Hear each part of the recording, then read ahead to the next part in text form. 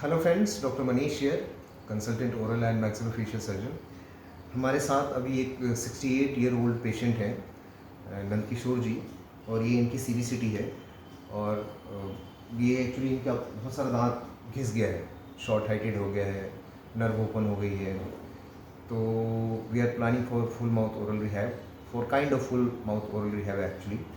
तो अभी देखते हैं इंट्राओरल एग्जामिनेशन में कि क्या एग्जैक्टली इनके साथ सिनेरियो है। ये एक्चुअली देखिए, पहले ये प्लानिंग नहीं थी हमारी, तो मैंने 2 इम्प्लांट यहाँ पे लगाया हुआ था, बट बाकी आप देख सकते हैं कि जो हाइट है, ये देखिए, ये नर्व ओपन है यहाँ पे। ये जो 2 दांत है ये बिल्कुल ख़राब हो चुके हैं इनके। ऑलरेडी पहले किसी डॉक्टर से इन्होंने कैप लगवाया था, क्राउन लगवाया था यहाँ पे, ये ख़त्म हो चुका है, ये सारा घिसा हुआ है। But the real challenge lies here, see this area, this is very thin rich and very concave. ये दांत निकलने के बाद क्या होता है, हमारा जो मैंडिबल है, ये जो हड्डी है, जहाँ तक दांत जाता है, ये आधे हिस्से तक ऑलमोस्ट, वो हड्डी क्या होती है, जैसे जैसे ही दांत निकलता है वो गलना शुरू हो जाती है। तो क्या होता है कि उसकी हाइट जो है वो घटती जाती है। और हम लोग को इम्प्लांट कैसे डालना है, इम्प्लांट तो एक स्क्रू होता है जो कि हड्डी में ही जानी है।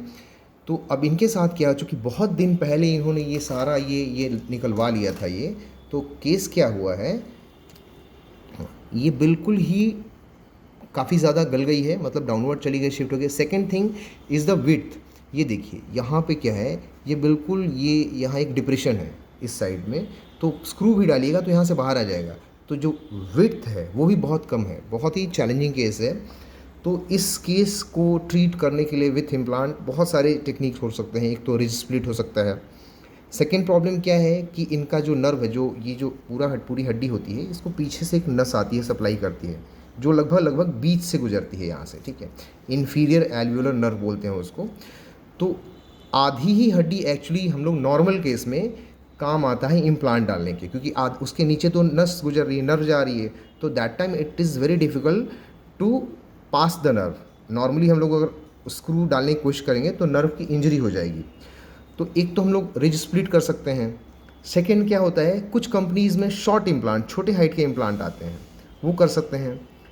रिज स्प्लिट करने से क्या हो कि हमारा रिज जो है, ये जो हड्डी है, उसको थोड़ा चौड़ा कर सकते हैं। कई बार हम लोग बहुत स्लो ड्रिल करते हैं तो भी हम लोग रिज को एक्सपैंड कर सकते हैं, उसको थोड़ा फैला सकते हैं। स्प्लिटिंग करना मतलब काटना रिज को, हड्डी को, और एक्सपैंड करना मतलब थोड़ा उसको चौड़ा कर देना। एक और चीज़ हम लोग क्या बहुत मतलब कर सकते हैं कि हम लोग इनकी सर्जरी करके जो नीचे वाली नस है उसको थोड़ा साइड में कर दें और फिर इम्प्लांट डाल दें, और दोबारा नस को उस जगह पे हम लोग रख सकते हैं। That is called nerve lateralisation surgery. तो वो भी कर सकते हैं। सी द सीबीसीटी, अभी इनका एक स्पेशल एक्सरे हम लोग कराते हैं इम्प्लांट डालने के लिए। सी दिस अब इनका ये जो पीछे वाला दांत है, इनका सिनेरियो क्या है कि ये देखिए, हाइट तो ठीक है, बट विथ ओनली 4 mm है। अगर 4 में डालते हैं तो हाइट ठीक है, विथ बहुत कम है। नीचे जाने पे क्या है कि आपको हाइट भी 6.7 है, 6.9 है, 6. और विथ भी कम होते हैं, 3.4 का विथ है 4.5 के रिलेशन में। तो विथ और हाइट दोनों ही कॉम्प्रोमाइज़ है। So in this case we can put short implant, जो मेरे पास सिस्टम उसमें शॉर्ट इम्प्लांट भी आता है, और either we can go for the, अगर पेशेंट विलिंग होते हैं तो। अब हमने इनका एक्चुअली फुल माउथ प्लान किया है, ये सारा दांत निकाल देंगे इमीडिएट एक उसी दिन, और ये पीछे और आगे दोनों साइड में फुल इम्प्लांट डाल देंगे। 5 और 6 का प्लानिंग चल रहा है, डिपेंडिंग अपॉन पेशेंट क्या विलिंगनेस शो करते हैं। हियर इज़ द प्लान जो हमने पहले कराया था सीबीसीटी एक्चुअली। तो सीबीसीटी एक्चुअली पहले 3 इम्प्लांट के हिसाब से प्लान कराया गया था। सी दिस केस 4 में अगर हम लोग डालते हैं यहाँ पे इम्प्लांट, तो हमारा जो इसका विड्थ है वो बहुत कम रहेगा। लेंथ 6 है, लेंथ भी कम है, कॉम्प्रोमाइज़ ही है।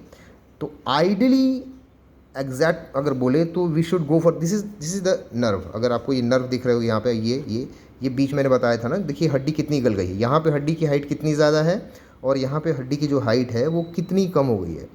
So that is why we always say कि आप दांत जब निकलवाते हैं, either you should go for immediate implant, मतलब दांत निकलवाया यहाँ वाला और तुरंत ही स्क्रू डाल दिया। जैसे ये देखिए, यहाँ दांत या इनका इन्फेक्टेड है, ब्लैक वाला जो दिख रहा है हिस्सा, ये पस है।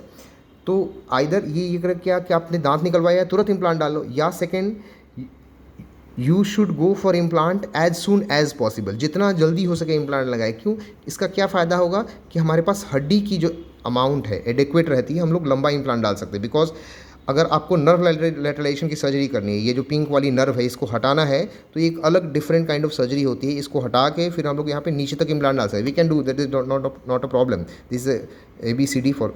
बट द थिंग इज़ कि आपको पेशेंट को एक एक्स्ट्रा सर्जरी करानी पड़ेगी, उसका बोन ग्राफ्टिंग का कॉस्ट जाएगा, सर्जरी का कॉस्ट जाएगा, ये चीज़ें होती है।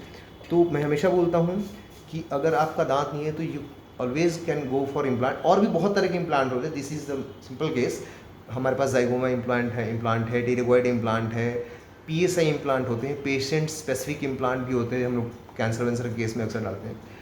बट द थिंग इज़ कि आप जितना जल्दी ये करवाओगे उतना ही आपको लेस सर्जिकल इन्वॉल्वमेंट होगा और कॉस्ट इफेक्टिव होगा, और मोस्ट इम्पॉर्टेंटली उतना ही ज़्यादा आपका रिजल्ट भी अच्छा आता है।